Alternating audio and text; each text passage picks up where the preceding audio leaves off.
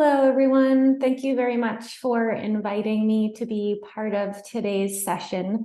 My name is Maria Gould, and I am the director of the Research Organization Registry, also known as ROR. And let's start with a brief introduction to what ROR is and what it is trying to do. So ROR is a global community-led registry of open persistent identifiers for research organizations. I imagine that some of you here are already familiar with other types of persistent identifiers, such as DOIs used for research outputs or ORCID identifiers for researchers. And in a similar vein, ROR functions as a unique identifier for research organizations, and it is designed to work with DOIs and ORCID IDs and other identifiers to help establish connections between research organizations and the outputs they are associated with and the researchers that are affiliated with those organizations. ROR was launched in 2019 and is operated and supported by 3 organizations as a joint collaboration. And those 3 organizations are California Digital Library, Crossref, and DataCite. And in a moment, we'll get into more specifics about what's inside the registry, but one basic piece of information about ROR is that it currently includes over 105,000 organizations and counting from 229 countries. All of the registry records that we have are openly available under the terms of a Creative Commons CC0 waiver. We offer a publicly available REST API and downloadable data set, along with other open source tools to support system integrations and data reconciliation.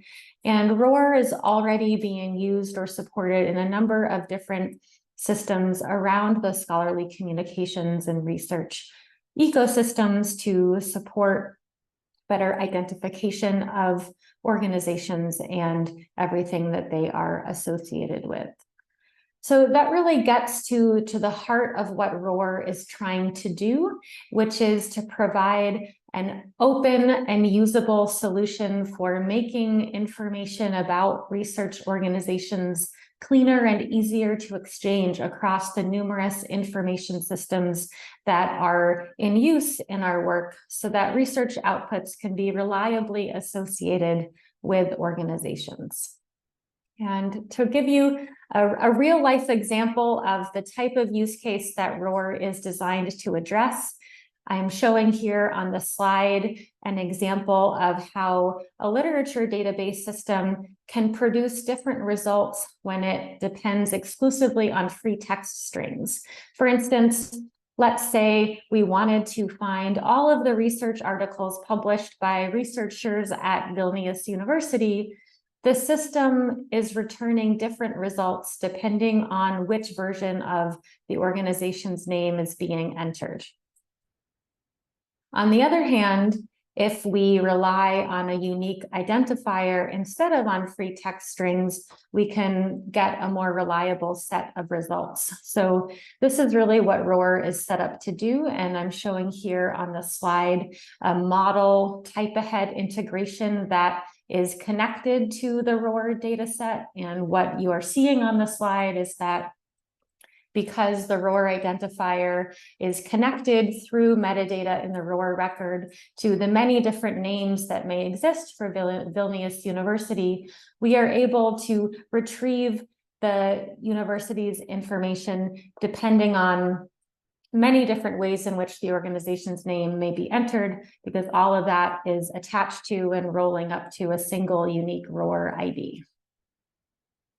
So now I'm going to talk a little bit about what is in the registry and how we curate all of that data.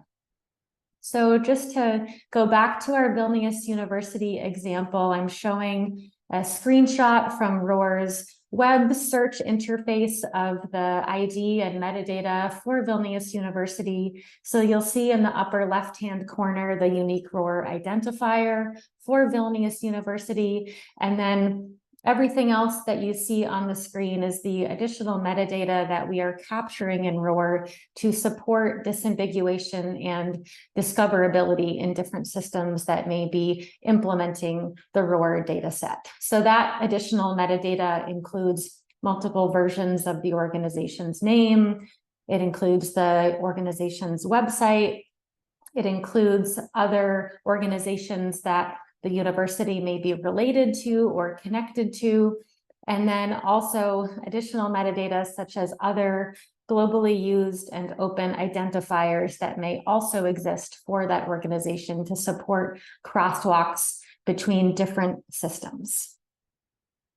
So some of you may be wondering a little bit about what kinds of organizations may be in scope for ROR, and so I just want to take a moment to talk about what it means that ROR is focused on identifying research organizations and connecting organizations to research outputs. And what this means in practice is that we are really focused on operating ROR as a registry of what we sometimes refer to as top-level affiliations. And it's really, what that really indicates is that we are looking at how to identify the most top-level organization that may be associated with a research output. And so that doesn't mean that more granular kinds of divisions are less important. It's just that the particular scope of ROR is on looking at what kinds of identification is needed to be able to connect research organizations to the outputs that they are associated with. So in practice, what that means is the general type of organizations that fall within ROR's scope include universities and colleges, companies, foundations, government agencies, medical facilities, nonprofit organizations, various types of research institutes and facilities, and so forth, all of which have some relationship to research activities or research products in some way. And what we are not capturing in ROR, because of the specific use case that we are trying to address, are subdivisions and hierarchies within organizations, such as those at the department level, and then other types of entities that may not be actual organizations or that may not be involved in research activities. And again, this is not because that information isn't useful to know for various reasons, but it's not in scope for ROR. That being said, I do want to clarify, I think you noticed on the previous screen that the ROR metadata records do include relationships to other organizations that are also in ROR. And so we do have basic relationships and hierarchies supported in the ROR metadata structure, but we are just not going deep into departmental subdivisions, for instance, because that kind of identification and tracking is out of scope for ROR's purpose. So now I'm just going to tell you a little bit about how we are maintaining all of the registry records that currently exist in ROR. As I mentioned, we have more than 105,000 organizations in the registry. All of that, a large portion of that data originally came from a predecessor data set or database called GRID, which provided the seed file for starting ROR. And we have been building upon that foundational seed file to get ROR up and running and curate it independently through a community-based curation model. And we employ a broad and public and transparent model for processing additions and changes to the registry. This means that anybody out there in the world can submit feedback to ROR about organizations that should be added or about metadata that may need to be corrected. For instance, if an organization has changed its name or changed its website.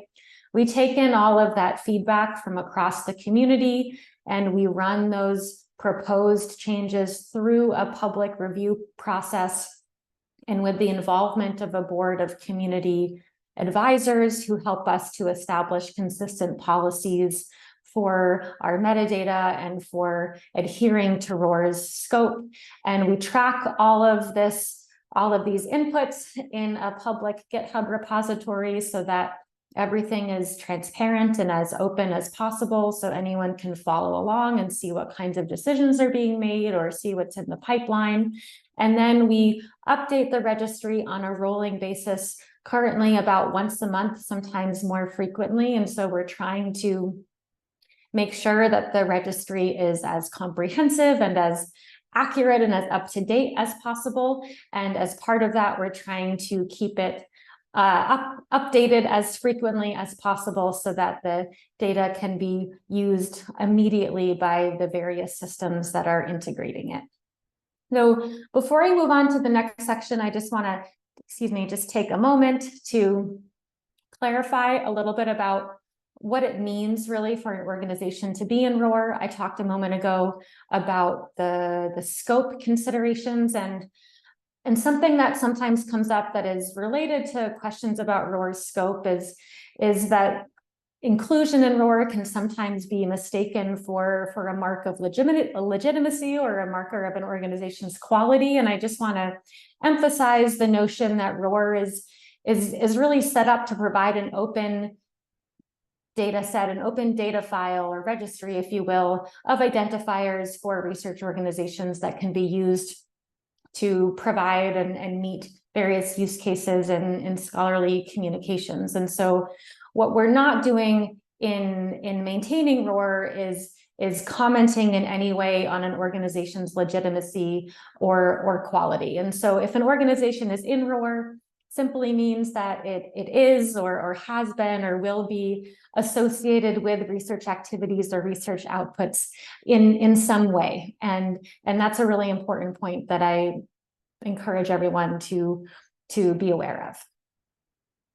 So now I'm just going to talk a little bit about how ROR works in the broader context and how those of you listening in today can take advantage of what ROR can offer. So I want to start with a little bit of the bigger picture and talk about how ROR is kind of situated in this broader landscape of scholarly communications and research activities, and talk a little bit about the potential that we can achieve when the systems and processes and services that we rely upon are built upon open persistent identifiers and open metadata attached to those identifiers. And I know my fellow presenters will talk a lot about this today, so I don't need to go into too much detail, but simply wanted to present one visual representation of the kinds of connections that we can enable when ROR IDs are embedded in different components of the scholarly communication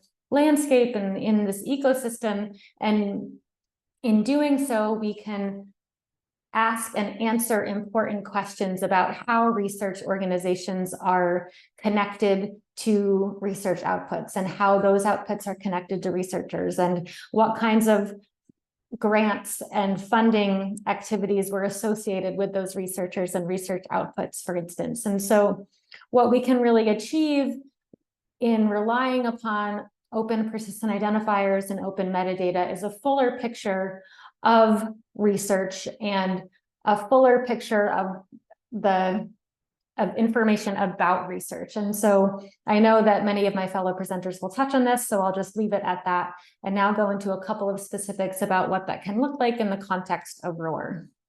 So to give you just one example of how we can kind of achieve that big picture using PIDs and open metadata. In this example on the slide, I'm showing how a ROR identifier is used in the context of DataCite's DOI metadata schema to identify a researcher's affiliation. So if somebody is registering a DOI with DataCite, they can include the ROR identifier as part of the affiliation information associated with creator information in the DOI metadata record. And when that ROR ID is made available in DataCite, it then becomes available and usable in downstream services built upon DataCite's infrastructure. So I'm showing here in this example how the ROR identifier for Vilnius University can be used to then see a bigger picture of all of the various research outputs captured in DataCite system to be able to really understand what kinds of research is being published and who are those researchers associated with those outputs and so forth. And so I'm sure you'll hear more about DataCite in the course of the session and DataCite Commons, but I just wanted to show a little bit of that end-to-end example of how the ROR identifier can work in the context of other identifiers and metadata services. So just want to close with a couple of thoughts about how there are many different ways to use and support ROR now and in the future, and that kind of use and support can take many forms. That could mean using or supporting services that are already integrated with ROR. It could mean, as shown in the previous example, providing ROR IDs in DOI metadata sent to DataCite or in metadata provided to Crossref and ORCID and other services that rely upon ROR. Could also mean developing local ROR implementations and systems and services that you manage, or advocating the use of ROR in other systems and services that may be managed by a third party or a vendor. And I did mention at the beginning that ROR is operated and supported by 3 organizations, and that gives us a foundational layer of sustainability to keep ROR operational and to make it openly and freely available to anyone who wants to use it. That being said, we do sometimes receive outside funds to support ROR's growth and innovation. So that is also another way to contribute to ROR's stability and sustainability over time, if this is something that institutions or consortia may be interested in. So the bottom line is that ROR is out there and freely available for anyone and everyone to use, and that use and adoption can take many forms, and we are always excited to meet with people who are interested in using ROR in some fashion and always happy to help. So with that, I will just thank you again for listening. Thank you to the organizers for including me in this session, and I encourage you all to keep in touch.